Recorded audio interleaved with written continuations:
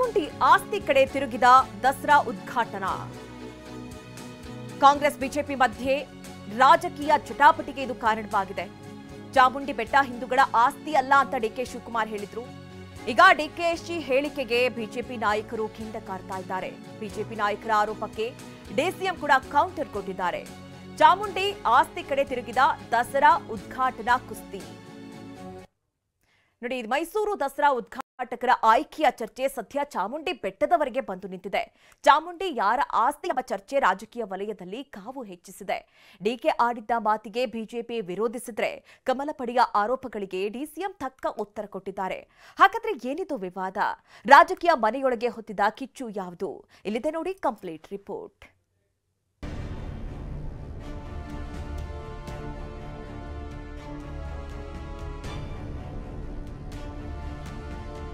ಬಾನು ಮುಷ್ತಾಕ್ ಮೈಸೂರು ದಸರಾ ಉದ್ಘಾಟಕರಾಗಿ ಆಯ್ಕೆಯಾಗಿರುವ ಬೂಕರ್ ಪ್ರಶಸ್ತಿ ವಿಜೇತೆ.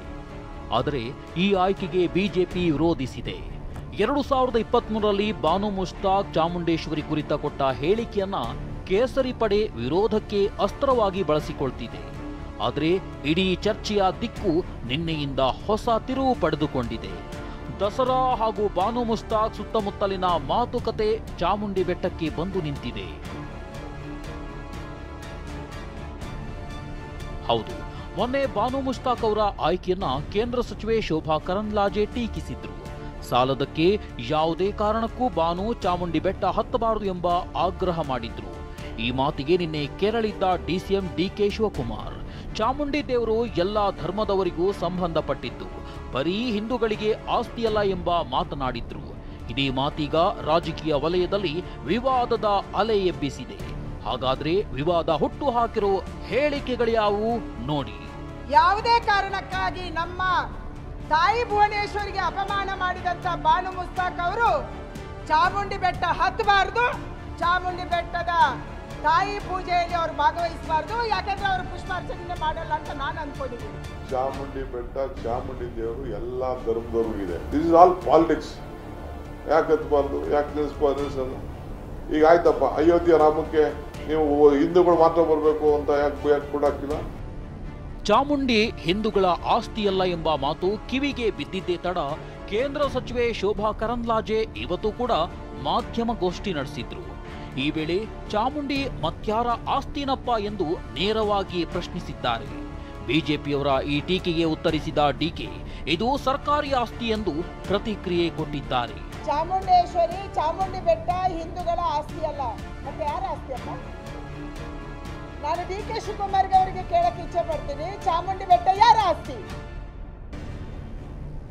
ಟಿಪ್ಪು ಆಡಳಿತ ಮಾಡಿದ ಅಂತ ಹೇಳಿ ವಕ್ಫ್ ಆಸ್ತಿ ಅಂತ ನೀವು ಘೋಷಣೆ ಮಾಡಕ್ಕೆ ಹೊರಟಿದ್ದೀರಾ?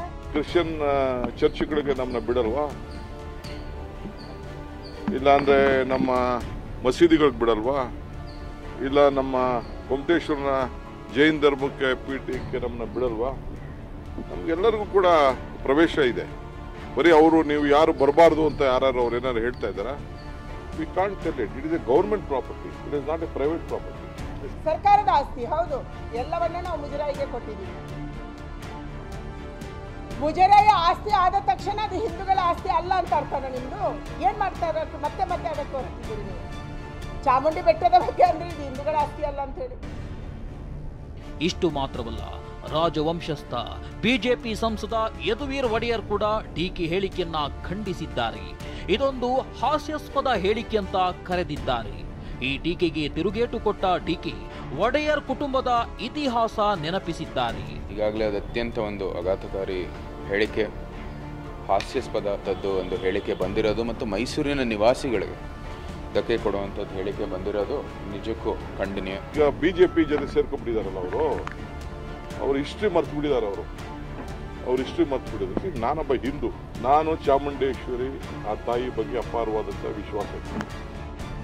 ಯದುವೀರರ ಮಾತು ಇಷ್ಟಕ್ಕೆ ನಿಂತಿರಲಿಲ್ಲ.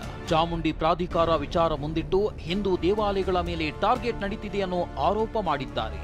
ಆರೋಪಕ್ಕೆ ಪ್ರತ್ಯುತ್ತರ ಕೊಟ್ಟ ಡಿಕೆ, ನಮ್ಮಷ್ಟು ಆಚರಣೆ ನೀವು ಮಾಡಲ್ಲ ಕಣ್ರಿ ಅಂತ ಗುಡುಗಿದ್ದಾರೆ. ಬೆಟ್ಟವನ್ನು ಅವರ ನಿಯಂತ್ರಣದಲ್ಲಿ ತಗೊಳ್ಳಿಕ್ಕೆ ಅವರು ಪ್ರಯತ್ನವನ್ನು ಮಾಡಿದ್ದಾರೆ.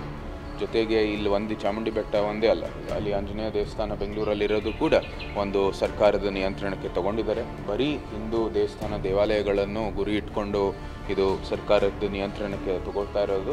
ಹೆಂಗ್ರಿ ಹಿಂದೂ ಮೇಲೆ ದಾಳಿ ಮಾಡೋಕ್ಕಾಯ್ತಿತ್ತೆ? ನಾವು ಆಚರಣೆ ಮಾಡೋಷ್ಟು ಹಿಂದುತ್ವ, ನಾವು ಆಚರಣೆ ಮಾಡೋಂಥ ದೇವರು ಅವ್ರೇನು ಮಾಡ್ತಾರೆ, ನಾವು ಅವ್ರಿಗಿಂತ ಜಾಸ್ತಿ ಮಾಡ್ತೀವಿ. ಇನ್ನು ಬಾನು ಮುಷ್ತಾಕ್ ಆಯ್ಕೆಯನ್ನೇ ವಿರೋಧ ಮಾಡ್ತಿರೋ ಬಿಜೆಪಿಗೆ ಪ್ರಾರ್ಥನೆ ನಮ್ಮ ಸೊತ್ತಲ್ಲ ಎಂಬ ಪಾಠ ಮಾಡಿದ್ದಾರೆ. ಡಿಕೆ ಹೇಳಿಕೆಗೂ ಮುನ್ನ ಮಾತನಾಡಿದ್ದ ಮಾಜಿ ಸಂಸದ ಪ್ರತಾಪ್ ಸಿಂಹ, ಡಿಕೆರಿಂದ ನಮ್ಗೆ ಬೋಧನೆ ಬೇಕಿಲ್ಲ ಎಂದಿದ್ದಾರೆ. ನಮ್ಮ ಸೊತ್ತಲ್ಲ, ಮನೆ ನಮ್ಮ ಸೊತ್ತು. ಯಾವುದು ಇದು ನಮ್ಮ ಸೊತ್ತು, ವೈಯಕ್ತಿಕವಾದ ಮನೆ. ಆದರೆ ಹಾಗಂತ ನಾನು ಪಬ್ಲಿಕ್ ದೇವಸ್ಥಾನ ನಾನು ಎಲ್ಲರನ್ನೂ ಕರೀತೀನಪ್ಪ. ನೀವು ಹೇಳಿ, ಯಾವ ಹಿಂದೂ ದೇವಸ್ಥಾನದಲ್ಲಿ ಬೇರೆಯವ್ರನ್ನ ಬರಬೇಡ ಅಂತ ಹೇಳಿದ್ದಾರೆ? ಹೇಳಿ, ಯಾವ್ದಾದ್ರು ಒಂದು ದೇವಸ್ಥಾನದಲ್ಲಿ ಹೇಳಿ. ಅನ್ಯ ಆರಾಧನಾ ಪದ್ಧತಿಯನ್ನು ಹೊಂದಿರೋರನ್ನ ಬ್ರದರ್ಸು ಅಂತ ಕರೆಯುವಂಥ ಡಿ.ಕೆ. ಶಿವಕುಮಾರ್ ಅವರಿಂದ ಈ ಧರ್ಮದ ಬಗ್ಗೆ ನಮಗೆ ತಿಳುವಳಿಕೆ, ಜ್ಞಾನ ಬೇಕಾಗಿಲ್ಲ. ಡಿ.ಕೆ. ಶಿವಕುಮಾರ್ ಅವರೇ, ಕಪಾಲಿ ಅಂದರೆ ಶಿವನ ಬೆಟ್ಟನೇ ನೀವು ಯೇಸು ಬೆಟ್ಟ ಮಾಡಿದವರು. ದಯವಿಟ್ಟು ಇದ್ರ ಬಗ್ಗೆ ನಮಗೆ ಬೋಧನೆ ಕೊಡಕ್ಕೆ ಬರಬೇಡಿ. ಆದ್ರೀ ಚಾಮುಂಡಿ ಬೆಟ್ಟ ಯಾರ ಆಸ್ತಿ ಎಂಬ ಡಿಕೆ ಹೇಳಿಕೆಯ ಚರ್ಚೆಗೆ ಕೇಂದ್ರ ಸಚಿವೆ ಶೋಭಾ ಕರಂದ್ಲಾಜೆ ಹೊಸ ರೂಪ ಕೊಟ್ಟಿದ್ದಾರೆ. ಡಿಕೆ ಈ ಹಿಂದೆ ಹಾಡಿದ್ದ ಆರ್ಎಸ್ಎಸ್ ಸಂಘಗೀತೆಯ ಡ್ಯಾಮೇಜ್ ಮುಚ್ಚಿಕೊಳ್ಳಲು ಈ ವಿವಾದ ಸೃಷ್ಟಿಸಿರೋದಾಗಿ ಬಾಂಬ್ ಸಿಡಿಸಿದ್ದಾರೆ. ಹೇಳಿದ್ರಿ, ಪ್ರಾರ್ಥನೆಯನ್ನು ಹೇಳಿದ್ರಿ, ಆವಾಗ ನಿಮ್ಮ ಹೈಕಮಾಂಡ್ ನಿಮ್ಮ ಮೇಲೆ ಸಿಟ್ಟು ಮಾಡ್ಕೊಂತು. ನಿಮ್ಗೆ ಸೂಚನೆ ಬಂದಿದೆ, ಇದರಿಂದ ಆಚೆ ಬರಬೇಕು. ಅದಕ್ಕಾಗಿ ಯು ಕ್ರಿಯೇಟೆಡ್ ಎ ಕಾಂಟ್ರವರ್ಸಿ ಇನ್ ಚಾಮುಂಡಿ ಬೆಟ್ಟ. ಹೀಗೆ ಸಾಹಿತಿ ಬಾನು ಮುಸ್ತಾಕ್ರಿಂದ ಶುರುವಾದ ಕಿಚ್ಚು ಚಾಮುಂಡಿ ಬೆಟ್ಟದಲ್ಲಿ ಹೊತ್ತಿ ಉರಿಯುತ್ತಿದೆ. ಕೈಮನಿಯ ಹೇಳಿಕೆ, ನಡೆಯನ್ನ ಬಿಜೆಪಿ ರಾಜಕೀಯ ದಾಳವಾಗಿ ಬಳಸಿಕೊಳ್ತಿದೆ. ಇತ್ತ ಕಾಂಗ್ರೆಸ್ ಸಮರ್ಥನೆಯ ಭರದಲ್ಲಿ ಹೊಸ ಚರ್ಚೆ ಹುಟ್ಟುಹಾಕ್ತಿದೆ. Bureau report, ಟಿವಿ9.